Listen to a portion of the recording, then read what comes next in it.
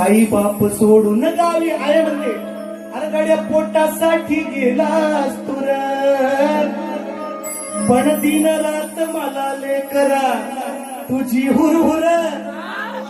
पाहिली नाही ना तू म्हणताना मी वर्षभर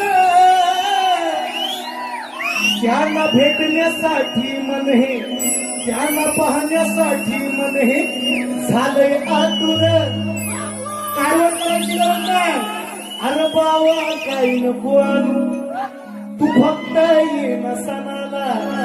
घेऊन ये ना तू नातीला आणि लडक्या सुनाला